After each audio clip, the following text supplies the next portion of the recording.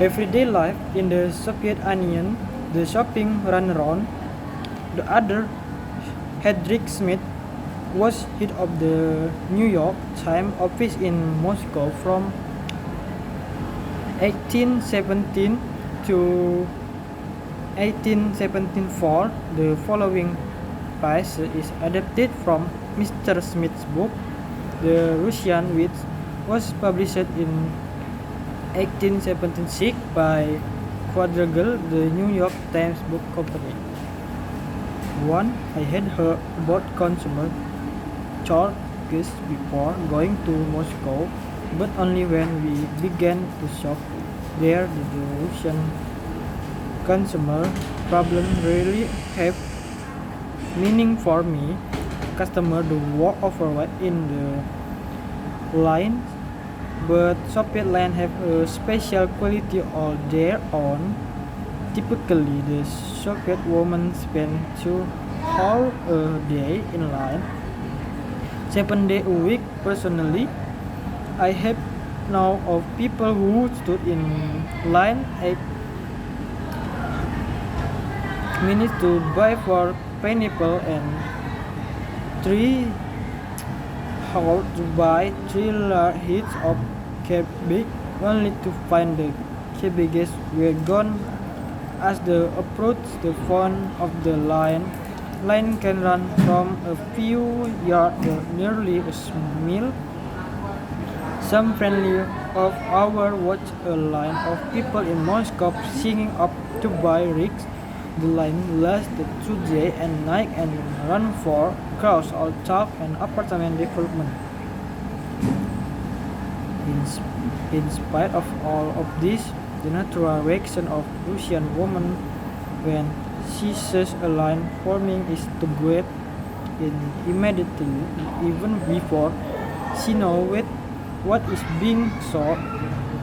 However, Soviet lines are more fluid than they appear in most stories. For example, shoppers must stand in not one but their line for any purchase.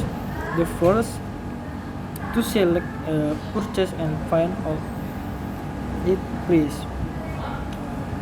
The second to buy cashier somewhere else in the store and get a rich, and the third to get pick up the purse and throw in rich. But dairy store one morning I found out that the game is both simple and more complex than that. I went in to buy some cheese, butter and bolognese sauce, which were in their spare part department, each with its own nine line. Rather quickly, thought I noticed that experienced shoppers were skipping that first stage. They knew what most items cost, so they went directly to the cashier for the rest.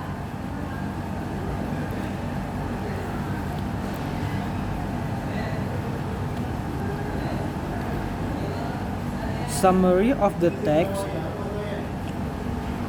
The, the text explains how difficult daily life was in the Soviet Union, especially when people want to shop.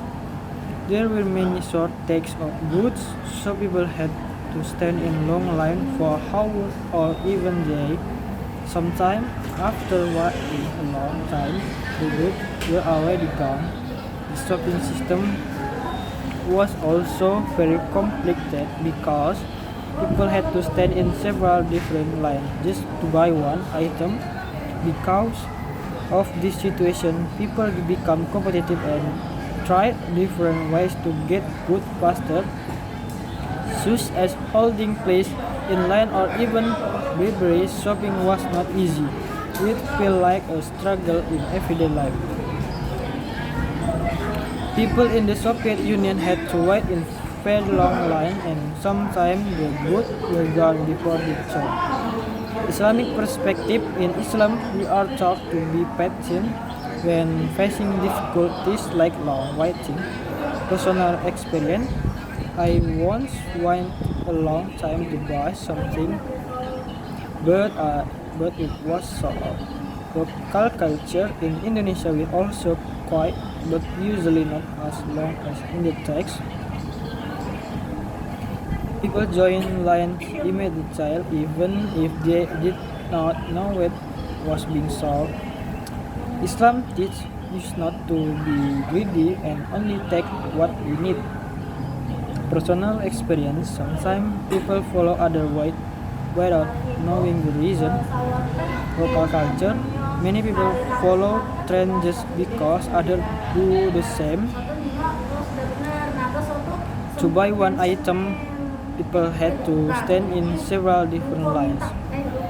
Islam encourages easy and simply, not difficultly. Personal experience, complicated system can make people tired and frustrated. Local culture, today shopping is easier with modern systems like supermarket. Experience, shoppers want ways to skip steps and save time. Islam, we should be smart, but still harness the fire.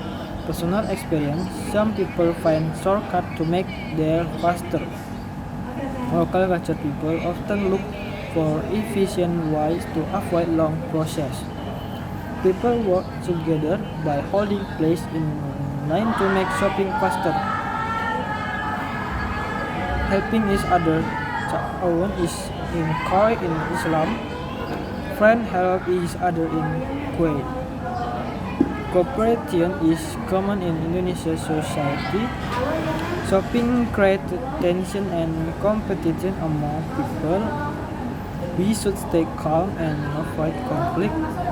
Crowded place can make people emotional.